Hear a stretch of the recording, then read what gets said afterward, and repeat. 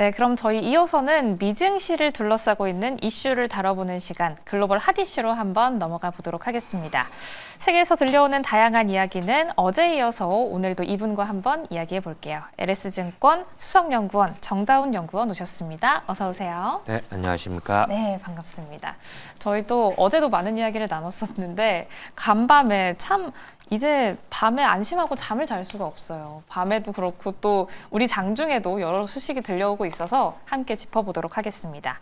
이 트럼프 대통령이 관세에 대해서 4월 초로 생각을 하고 있다가 또 어제는 갑자기 한 달 안에 언급을 할 수도 있다 이런 이야기가 나왔잖아요.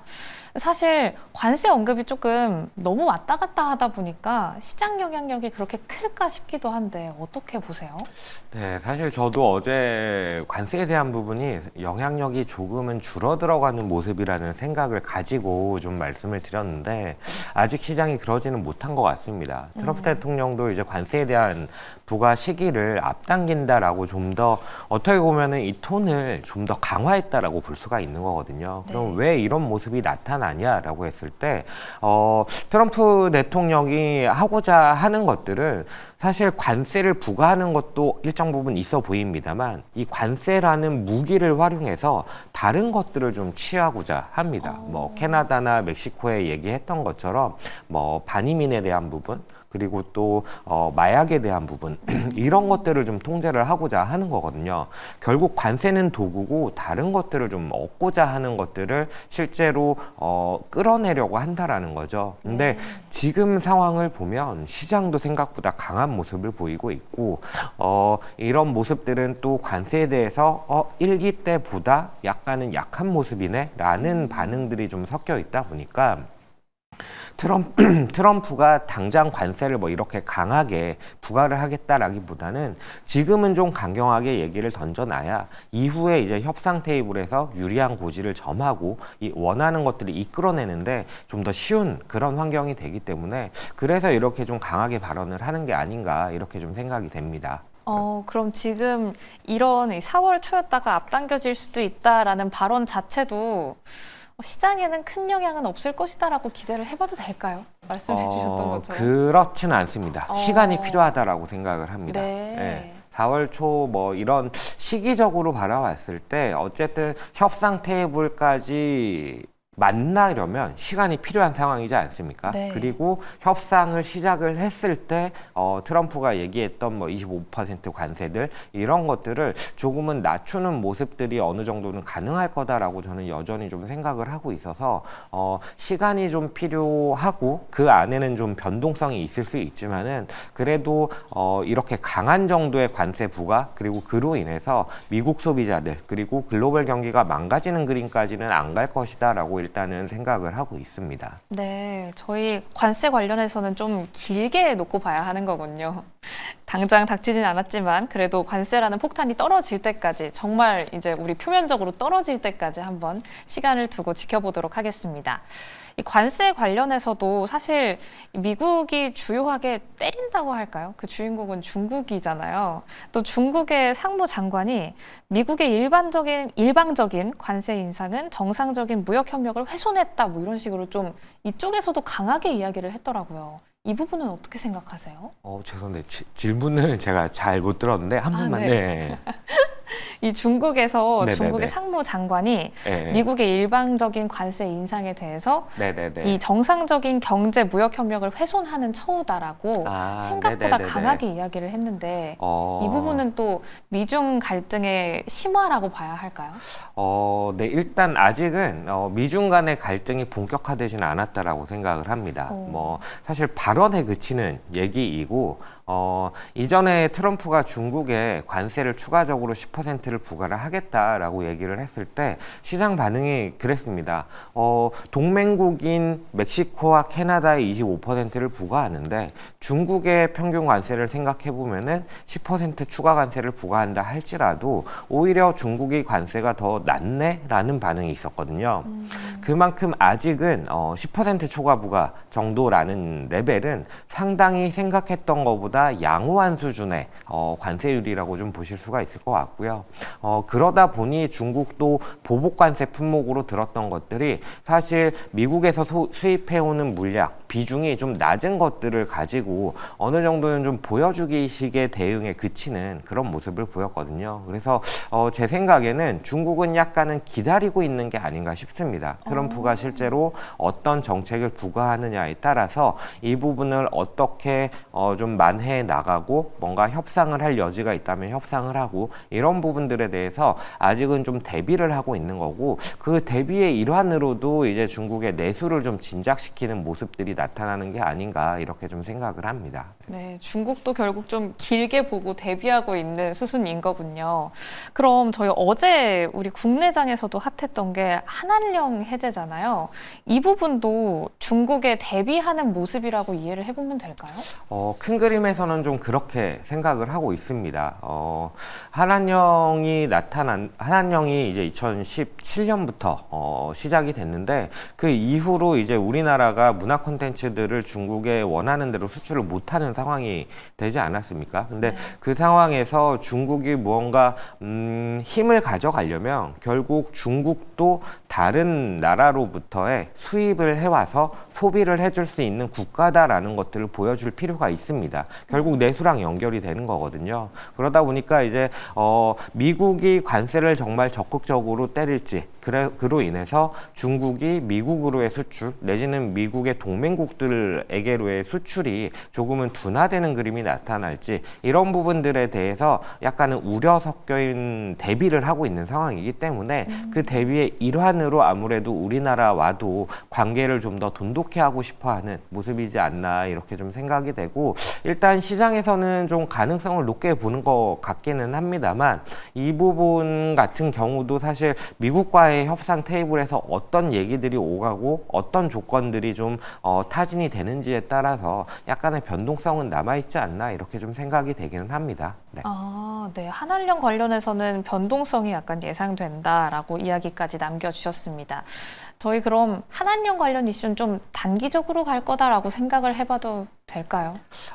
아니 그 주가랑 이 한한령 자체랑 조금은 다른 게 사실 어제 뭐 우리나라 증시에서 미디어 컨텐츠라든지 아니면은 뭐 화장품, 뭐 카지노 이런 종목들이 정말 급등하는 모습을 보였는데 주가가 정말 안 좋았습니다. 화장품은 일부 좀 반등을 했었던 상황이긴 하지만 그러다 보니까 긍정적인 이슈가 발생을 했을 때 그만큼 빠르게 이 포트폴리오에서 이런 종목들을 채워나가는 움직임이 아마도 있지 않았을까라고 좀 생각이 되고 그런 부분들 때문에 좀 주가가 일단 올라섰다라는 부분은 당장은 하방 경직성은 최소한 좀 보여줄 수 있다라는 거고 조금 지금 급등한 상황에서도 추가적인 업사이드가 조금은 있지 않나라고 보여지기는 합니다. 다만 이제 한한령 자체가 되냐 안 되냐에 대한 부분은 사실 말씀드렸다시피 미국의 관세에 대한 부분을 좀 대비해 나가는 움직임이 어느 정도 있기 때문에 이 부분이 어떻게 좀 협상이 진행되는지를 지켜봐야 된다라는 차원이지 이게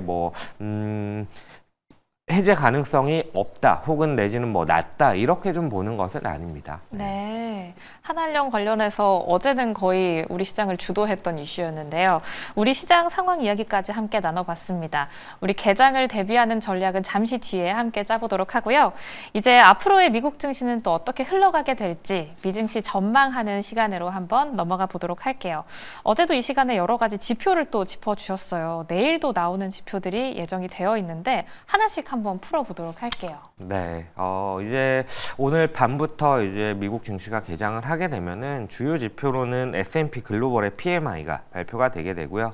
그리고 2월 미시간대 소비자 심리 지수 확정치가 발표가 되게 됩니다. 그리고 1월 기존 주택 판매 역시 발표가 되는데 이 세 개 지표 중에서 말씀드릴 부분은 일단 PMI인데 PMI 같은 경우는 잘 아시겠지만은 선행 지표 그러니까 앞으로 어떻게 될 거냐에 대해서 구매 관리자들이 응답한 데이터를 가지고 만들어낸 그런 지표이다 보니까 시의성이 상당히 높습니다. 그 상황에서 지금 시장에서 기대하는 것은 사실 제조업 업황이 좀 반등하는 모습들을 기대를 하고 있는 부분들이 있거든요. 그에 맞춰서 지난달 제조업 PMI 같은 경우에는 S&P 역시도 좀 상승하는 모습을 보였습니다. 그러다 보니까 이러한 반등 흐름이 앞으로도 이어갈 수 있을지가 좀 핵심적인 부분이 되지 않을까라고 좀 보여지고, 더불어서 이제 2월 미시간대 소비자 심리지수 확정치가 나오게 되는데, 여기서 가장 중요한 지표는 사실 1년 기대 인플레이션이라고 보시면 될 것 같습니다. 이게 7일에 발표된 예비치에서 3.3%에서 4.3%로 1%포인트 급등하는 모습을 보였습니다. 이렇게 높아짐에 따라서 사실 기대하는 것은 이 높았던 게 약간은 하향 조정되지 않을까라는 부분이 있기는 한데, 저는 조금은 확인을 해봐야 될 여지가 있다라고 생각을 하고 있습니다. 왜 그러냐면은 이 미시건대 소비자 심리지수 자체가 서베이 대상을 500명으로 상당히 제한적으로 조사를 하게 됩니다. 그러다 보니까 아무래도 이들의 생각이 바뀌기 위해서는 이렇게 급등했던 원인이 바뀌어줘야 되는 거죠. 근데 이 급등했던 원인이 뭐냐 살펴보면 관세에 대한 부분입니다. 근데 관세에 대한 부분이 2월 7일, 그러니까 조사할 때는 더 이전이었겠죠. 근데 그때보다 지금 관세에 대한 위협이 좀 더 강하냐라고 했을 때 조금은 강화된 부분들이 있지 않나라고 생각이 돼서 일단은 좀 확인을 해봐야 될 것 같고, 이전에도 살펴보시면은 23년도에도 4%로 급등했던 게 10월, 11월 이때 있는데, 이때도 사실 예비치보다 확정치보다 좀 더 높아지는 모습이 있었기 때문에 약간은 좀 확인을 해봐야 된다라고 기본적으로 생각을 하고 있습니다. 더불어서 이제 기준주택 판매 데이터가 나오는데, 기준주택 판매 같은 경우에는 한 엊그제였나요? 주택 판매 말고 주택 착공 그리고 주택 허가 데이터가 나왔었는데, 착공 데이터가 생각보다는 좋지 않은 모습을 보였습니다. 모기지 데이터도 역시 그랬고요. 그러다 보니까 주택 시장이 기대하는 부분들이 약간은 좀 많이 줄어들어 있는 게 사실입니다. 그러다 보니까 기준주택 판매에 대해서도 부정적으로 좀 봐야 되냐라고 했을 때, 일단 컨센서스 자체는 전월 대비 낮아지는 그림을 예상을 하고 있습니다. 근데 그래도 기대하는 부분은 뭐냐라고 했을 때, 연준의 FOMC 의사록이 발표가 됐을 때 QT 중단에 대한 시사점들이 좀 부각이 됐습니다. 그러다 보니까 이 QT라는 게 국채나 모기지 MBS에 대해서 만기가 도래했을 때 재투자를 하지 않으면서 대차대조표를 줄여나가는 게 이제 QT인데, 이거를 멈춘다라는 것은 결국 MBS에 대한 수요가 조금은 다시 늘어날 수 있다라는 얘기가 되기 때문에, 이런 상황이라면은 주택시장에 대해서 조금은 더 기대할 수 있는 요인들이 발생을 한 게 아닌가라고 좀 생각을 하고 있고요. 여기서 이제 그러면 선택지가 두 가지가 생길 텐데, 홈빌더 ETF를 살 것이냐, 종목이라든지 아니면은 주택과 관련된 뭐 자재들이라든지 아니면은 리모델링을 하는 그런 건자재 업체를 살 것이냐, 이런 쪽으로 좀 나뉠 수가 있는데, 제 생각에는 홈빌더보다는 홈디포라든지 이런 주택의 건자재를 판매하는, 우리나라로 치면은 약간 뭐 건설사와 HD 현대산업개발 같은 경우가 이제 특히나 주택 쪽에 건설을 많이 하는 업체니까, 뭐 이런 업체들과 한샘과 같이 이사를 했을 때 무언가 뭐 리모델링을 하고 가구를 교체하고 이러는 업체들의 관계로 보시면 될 것 같은데, 저는 한샘에 가까운 홈디포 같은 종목들이 조금은 더 낫지 않나라고 생각을 합니다. 왜냐면 이제 홈빌더 같은 경우에는 트럼프가 관세에 대한 얘기를 하면서 럼버, 그러니까 목재에 대해서도 관세를 부과할 수 있다, 이런 얘기들을 했었거든요. 그런 상황이기 때문에 원자재 가격 상승에 따른 우려 요인을 약간은 피해갈 수 있는 기준주택 매매와 관련되어 있는 홈디포 같은 쪽이 조금은 낫지 않나, 이렇게 좀 생각이 됩니다. 네. 네, 정말 여러 지표들 한 번에 다 간추려서 설명을 해주셨습니다. 특히 그 지표 안에서 우리가 어떤 부분을 또 주목해 봐야 하는지도 함께 설명을 해주셨으니까요. 오늘 밤에는 또 제조업의 업황, 또 기대 인플레이션이 어떻게 움직이는지, 그리고 ETF보다는 홈디포 쪽으로 한번 향해보는 하루로 보내보도록 하겠습니다. 이렇게 미증시 전망 함께 해봤는데요. 그럼 이제 우리 개장 상황 한번 대비해 보도록 할게요. 우리 시장 계속해서 올라주는 흐름이라서 참 좋은데도 무서웠어요. 이게 언제 쉴까, 언제 또 꺾일까 하고 무서웠는데 그게 또 어제였던 것 같습니다. 어제 지수 자체만 보면 약간 쉬어가는 흐름을 보여줬지만 앞서 언급이 있었던 것처럼 좀 한한령에 준하는 테마들이 주도해준 시장이었잖아요. 오늘 시장은 또 그럼 어떻게 대비를 해보면 좋을까요? 일단 시장에서 표면적으로 드러나는 것들은 한한령에 대한 부분들이 강했고 그러다 보니까 좀 시장에 관심을 많이 끄는 것 같은데 저는 보다 중요한 것은 조선주와 같은 기존의 주도 업종들이 꺾이는 모습들이 나타나고 이전에 주목하지 못하고 약간은 소외되어 있던 업종과 종목들이 반등을 해나가는 모습들이 확인이 됐다는 게 저는 되게 중요한 것 같아요. 네. 이를테면은 방산에서는 하나에어로스페이스보다는 한국항공우주 같은 것들이 좀 강세를 보이는 모습들 이런 것들이 모두 좀 해당이 된다라고 생각이 되는데 저는 이런 흐름들이 기본적으로는 상대적인 밸류에이션 매력도에 따라서 움직였다라고 생각을 하고 있어요. 그렇기 때문에 미국 시장이 비싸기 때문에 기대 수익률이 낮아지고 다른 나라로 이제 자금이 이동하는 모습이 나타나는 그런 그림들이 나타나는 거고 시장 내에서 우리나라 시장 내에서는 비싸진 조선보다는 다른 업종으로 자금이 이동하는 그런 모습들이 나타났다라고 생각을 하거든요. 근데 다만 시장 전체 레벨로 보면은 코스피가 이제 2,700포인트가 되면은 PBR 기준으로 한 0.95배가 됩니다. 근데 0.95배 정도라고 한다면은 수출 증가율이 개선되지 못하는 상황에서는 어떻게 보면은 0.95에서 1배 정도가 상단으로 작용하는 경우들이 많거든요. 그래서 저도 좀 긍정적으로 어제 말씀을 드리려고 했던 이유는 외국인 수급이 좀 이어질 수 있다라고 생각을 했기 때문에 그랬는데 관세에 대한 우려 때문에 만약에 외국인 수급이 이어지지 못한다라고 한다면은 지수에 대한 상승 기대보다는 종목 플레이를 좀 하는 것들이 좀 필요하지 않나라고 생각이 들고 오늘 장도 뭐 마찬가지이지 않을까. 왜냐면 어제 이제 막 시작한 그림들이기 때문에 그런 부분들이 좀 이어지는 관점에서 바라봐야 되지 않나라고 생각을 하고 있고요. 단기적으로 바라봤을 때에는 인플레이션에 대한 부분들을 조금은 이제 변수로 바라볼 수가 있을 것 같은데 미시건대 기대 인플레가 이제 오늘 밤에 발표되는 부분들이 있고 더불어서 이제 월말에 PC의 물가 데이터도 발표가 되기 때문에 일단은 인플레이션에 대한 데이터를 주목을 하면서 일간으로는 외국인 수급 데이터를 보면서 대응을 하자. 다만 기본적인 대응 방식은 종목장에 대한 부분이고 상대적인 밸류 메리트가 있는 종목들을 중심으로 보자. 이렇게 좀 말씀을 드리고 있습니다. 네, 오늘도 개별 종목 장세가 지속이 될 것 같습니다. 그럼 이 말씀해주신 그 밸류에이션이 좀 괜찮은 애들이라고 해야 될까요? 종목들에 대한 기대감도 있겠지만 오늘도 막 어제 시작했기 때문에 한한령 이슈가 이어질 거잖아요. 그 안에 들어가는 섹터가 참 많은데 엔터부터 뭐 콘텐츠 그리고 뭐 여러 가지 화장품까지 묶여 있는데 혹시 연구원님은 그 중에 또 오늘 공략해 본다면 어디가 제일 유효하다고 보세요?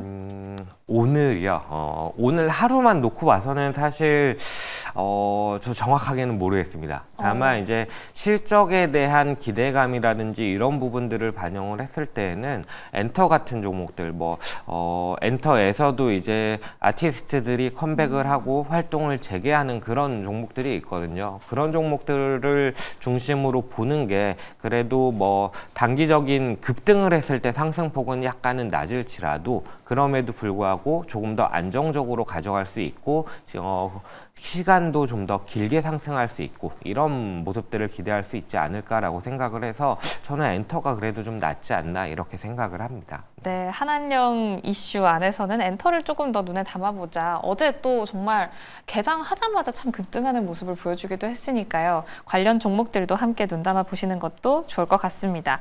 이렇게 한한령 관련해서도 이야기를 나눠봤는데 말씀해주신 것처럼 종목 장세가 이어질 거다 보니까 개별 종목에 대한 대비도 한번 해보고 싶거든요. 혹시 연구원님이 관심 있게 보시는 섹터가 있거나 하시다면 한번 이야기해 주세요. 섹터요. 저는 이제 최근에 좀 말씀을 드리고 있는 거는 뭐냐면은, 어제 이제 공매도에 대한 얘기를 언뜻 하기는 했었는데, 공매도가 발생을 할 때, 공매도의 타겟이 되는 게 비싸고 많이 오른 종목이다라고 좀 얘기를 드렸었잖아요. 근데 그런 상황에서, 업종 내에서 비싸냐 싸냐도 상당히 중요하고, 그리고 공매도가 재개됐을 때, 재개된 이후에 좋은 성과를 보이는 지표가 뭐냐 했을 때 개인 수급이 많이 들어와 있는 종목들이거든요. 그런 관점에서 저는 밸류 격차가 좀 있는 것들을 좀 보고 있어요. 그래서 조선 자체가 조금은 흔들리는 모습을 보였지만 조선주 내에서는 이제 관심 종목으로 제시를 드리는 게 HCD, 현대, 미포 같은 종목들, 그리고 방산에서는 말씀드렸던 이제 하나 에어로스페이스보다는 아무래도 한국 항공우주 같은 것들이 제가 좀 관심 종목으로 제시하고 있는 것들 중에 포함이 되고 있다라고 보시면 될 것 같고요. 관심 종목에 포함은 되진 않지만 식품주에서는 뭐 삼양식품 내에서 CJ 제일제당 같은 종목들이 조금은 낫지 않나 이런 식으로 좀 바라보고 있습니다. 네, 오늘 정말 여러 가지를 준비해 볼 수 있을 것 같습니다. 조선부터 방산 그리고 식품까지 어떻게 공략해 봐야 할지도 짚어주셨으니까요. 이 부분 함께 참고하면서 개장 대응해 보도록 하겠습니다. 그럼 오늘 도움 말씀은 여기까지 듣도록 하겠습니다. 지금까지 LS증권 수석연구원 정다운 연구원과 함께했습니다. 고맙습니다. 네, 감사합니다.